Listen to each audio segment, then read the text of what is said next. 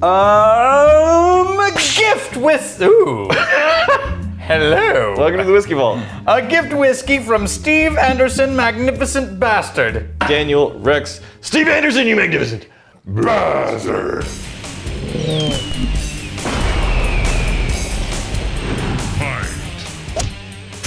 Rabbit Hole. We've done Rabbit Hole before, right? Yeah.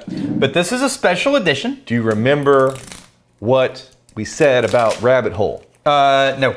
Okay. If I remember correctly, Rabbit Hole, we were looking at the bottle and the design and the branding and all this stuff. It's very nice. Made to scale. Made to scale. They have obviously a lot of professionals working on every bit of this thing. And then we get into the whiskey, and you know what? There's nothing to dislike about the whiskey. It was made to scale. Everything about this is we want to be the meaty center of the mass market. And yeah. Yeah, I remember that now. Yeah, you're right. Like, this is intended to be liked by the largest amount of people. Yep. Not necessarily aimed at whiskey nerds. Yep. This is a whiskey they did as a special edition for special reasons because of like love and his wife who got him into whiskey, and there's a whole story. Okay. That you can Google. It's kind a of love story. Do you know it? No. I mean, I do. Like, his wife got him, switched him from Scotch to bourbon. Okay. And so this is in her honor, but it's a sherry. She fixed him. No. It's a sherry cask finished bourbon. Oh. PX sherry. Yeah. Right? Yeah. It's not unheard of, but I wish it was done more. Yeah. Right? Yeah. My all-time favorite whiskey, before I knows this, of like last year, it's a sherry cask Starlight. No, Starward is Australia. Starlight Distillery, the Hoover family winery. Okay. They did a sherry cask bourbon, and it was astounding. So let's see. To that I say, Ooh. Whoa, that's dark chocolate and jam. It's a creamy quality to it too. Oh yeah. This and graham cracker. Like you mixed in a heavy cream with those notes you just listed. Yeah. You know those chocolates that you get that have like a raspberry filling? I gotta tell you, I'm loving the notes. I know. Yeah. You know what I mean? The chocolates that when you crack them open, they have like a jammy, like a... Yeah, it's that. It's a dark chocolate. When you crack it open, there's fruit inside. Dude. And the graham cracker. It's jammy, and then if you dipped your jammy desserty thing into a heavy cream, a sweet heavy cream, it's a good bite. Now, I don't know. I mean, they've been open for a while now, and supposedly they're making their own stuff. But at one point they were sourcing, and I thought it was from New Riff Distilling. Okay. Because when they first opened, the rabbit holes everywhere, but they didn't even have a distillery yet. This is 46.5% ABV. So I don't know if they're making it or not. Okay. Look, whoever's making this. Yeah. Damn good. This was distilled... bottled by. Yeah, exactly. That's all we know. Bottled by Rabbit Hole, Louisville, Kentucky. Huh. Now, if this ends up being New Riff finished in sherry cask, I will lose my mind because I don't remember. New Riff is like really highly regarded by bourbon snobs. It's just not for me, man. Yeah. Like it's not bad. Or some anyway. I'm just not feeling it. But if this ends up being, and who knows? But if it ends up being a New Riff finished. Yes, maybe I found the angle. There is that dusty grain note floating back there in the back end. And now it's a big old dark rape cherry. Ooh. It's a little flat, for lack of a better word. Hold on. Flat, but not thin. No. Well, not thin and incredibly dense and rich. I was going to say, it lacks the density the nose did. No. Now, if I was comparing it to a generic bourbon, I might say more dense. Well. But I'm not getting the density. It's like I bit into, what is like a cherry cordial? You know, those like the chocolate covered cherry things with like the cherry syrupy stuff on the inside. So syrupy, so voluptuous and oily with the mouth. I guess it's more, for me, because it's heading the direction of cream. Yeah. Like this is a cream-filled something. That it loses what I think of as like body and heft. Like the barrel wood and all of that I expect from a bourbon isn't there. It's all cream and dessert and fruit. Not a lot of wood note, accent, no pepper. So you know the texture, texture not in terms of sharp and bitey versus smooth. Right? Can often be attributed to like the proof of something.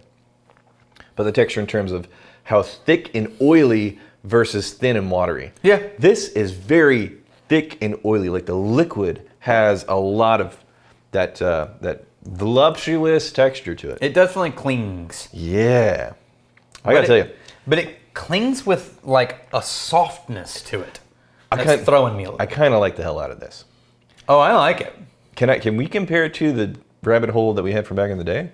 Yeah. Do we know where that rabbit hole is? No. I'll buy you some time. Buy me some time, Rex. Okay. Not me. 1, 2, 3, 1, 2, 3. Have you guys tried? So did you almost break 9 mirrors? Yeah. Have you guys tried the separate distilling process, then blend? You could do it, then compare it to pre-blended mash bill. So Canadian style. Yeah. Distill things separately, blend them after, and then compare it to one with a mash bill. Why am I walking this way? I'm looking for glassware. Did you miss? You missed. I just started. You overshot. just started walking, talking.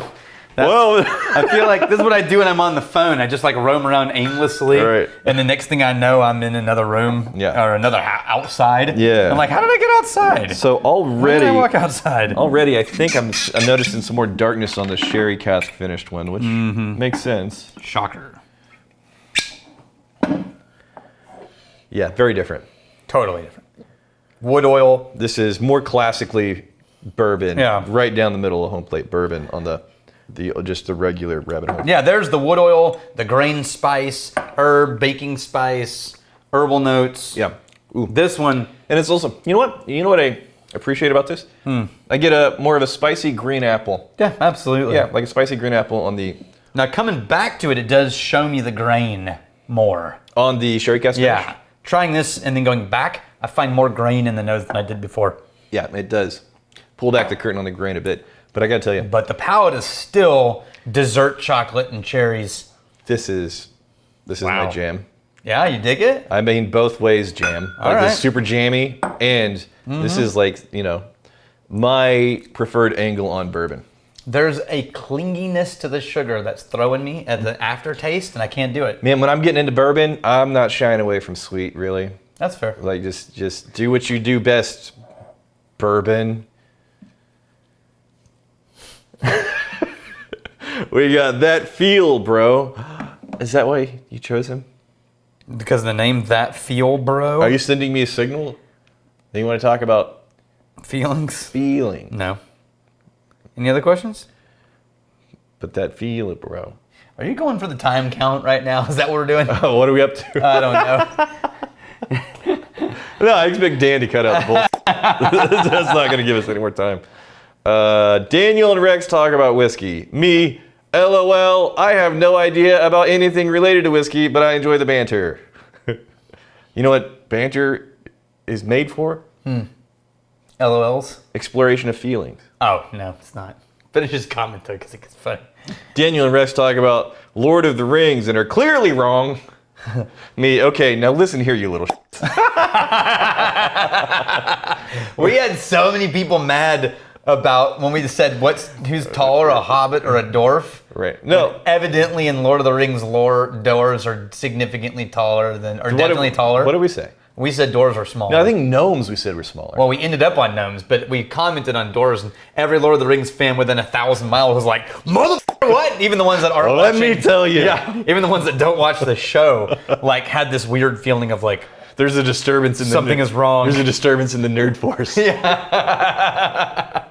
love Lord of the Rings. I feel like I consider myself a Lord of the Rings nerd until I hang out with people who can speak Elven. Right. And then I realize I'm not. You want to know I'm just who a is fair weather fan. This is a weird little bit of trivia. You want to know who's probably one of the most uber Lord of the Ring nerds?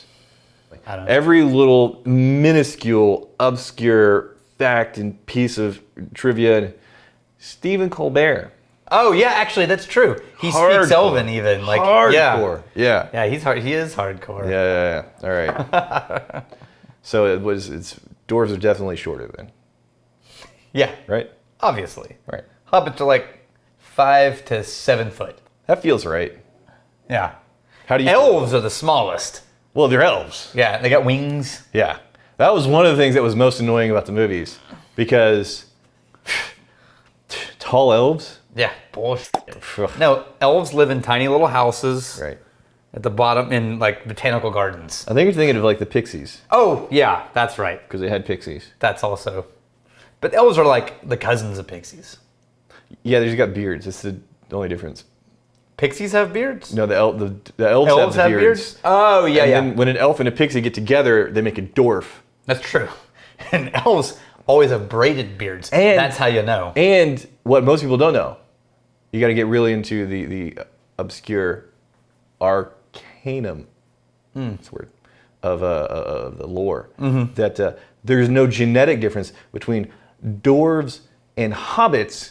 It's just the dwarves are fat little f***ers. Oh, so if you get over a certain weight, you're a dwarf now? Yeah. And they're kind of like outcasts from the hobbits. It's like, hey, Because hobbits only like the skinny people? you're too thick. Okay. Go live in the mountain. And then if you lose too much weight, do they send you back down? There's no coming back. Then Or you do you turn. just- Then you turn into a golem. Oh, that makes sense. So that's where he came from. Yeah. Okay. Here's the funny thing. He was eating that fish diet. Yeah, that You makes lose sense. It's all about the omega-3 fatty acids. pescatarian. Right. Yeah. Here's finding, stealing, and drinking. If you fight me, I fight for a friend. You steal, and may you steal your nerd's heart with fake lore.